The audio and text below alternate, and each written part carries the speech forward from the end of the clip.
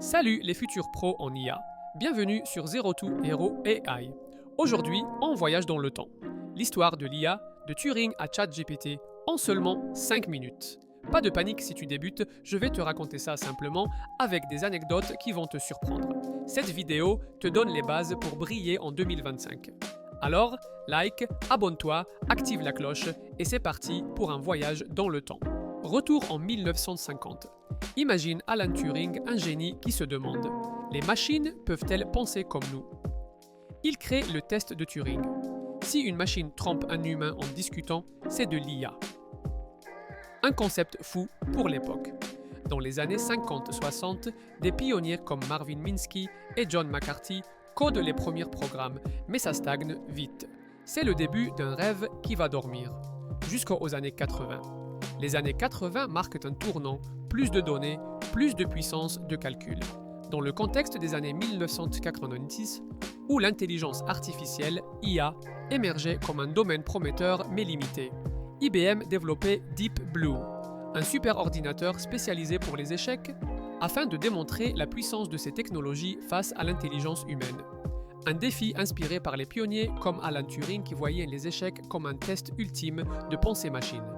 En mai 1997, lors d'un rematch très médiatisé à New York contre Garry Kasparov, champion du monde d'échecs et invaincu depuis 1985, connu pour son génie stratégique, Deep Blue l'emporta 3-5, 2-5 en 6 parties, grâce à une évaluation de 200 millions de positions par seconde et des algorithmes optimisés, marquant la première victoire d'un ordinateur sur un champion en titre dans un match complet, dans le contexte de l'IA des années 1990, dominé par des approches symboliques et spécialisées, sans apprentissage automatique comme aujourd'hui.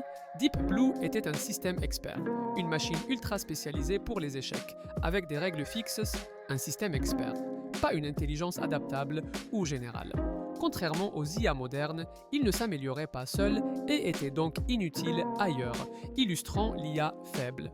Tâche spécifique versus forte, ce qui tempère le choc de 1997 comme une prouesse technique limitée, pas une révolution cognitive. Ensuite, des hivers de l'IA frappent. Manque d'argent et attentes déçues. Les années 2000 relancent tout avec le big data et le deep learning. Geoffrey Hinton prouve en 2012 que les réseaux de neurones peuvent voir des images mieux que nous. C'est là que l'IA passe de niche à star. En 2012, AlexNet, le modèle conçu par l'équipe Geoffrey Hinton et basé sur le travail de Yann LeCun, gagne un concours d'images, prouvant que l'IA voit comme un humain. En 2018, GPT arrive. Et en 2022, ChatGPT révolutionne tout. Ils discutent presque comme un pote. Dans les années 2010, le décollage spectaculaire de l'intelligence artificielle IA résulte de la convergence synergique de 3 piliers technologiques interconnectés, formant ce que l'on appelle parfois le triangle de l'IA moderne. D'abord, une explosion des données massives, big data, issues d'Internet, des smartphones et des capteurs IoT, fournissant des ensembles d'entraînement colossaux pour les algorithmes. Puis, des avancées en apprentissage automatique, notamment les réseaux de neurones profonds, deep learning, revitalisés par des travaux comme ceux de Hinton, LeCun et Bengio, permettant au modèle de détecter des patterns complexes de manière autonome, contrairement aux systèmes experts rigides comme Deep Blue. Enfin, une puissance de calcul accrue grâce aux GPU, unités de traitement graphique, de NVIDIA et au cloud computing AWS, Google Cloud, rendant l'entraînement de ces modèles scalables. Cette convergence, accélérée par des investissements massifs post-crise 2008 et des percées comme AlexNet en 2012 qui a dominé la reconnaissance d'images, a transformé l'IA d'un domaine académique en une force disruptive, menant à des applications comme la vision par ordinateur, la traduction automatique et les assistants vocaux, marquant le passage de l'IA faible, spécialisée à des systèmes plus généralistes et adaptatifs. Aujourd'hui, l'IA pilote des voitures autonomes et aide à créer des contenus comme cette vidéo. En 2025, elle crée des métiers et soulève des débats éthiques. L'histoire avance et toi, tu vas en être le héros. Voilà ton voyage dans l'histoire de l'IA. Prochain épisode, différence IA, ML, Deep Learning.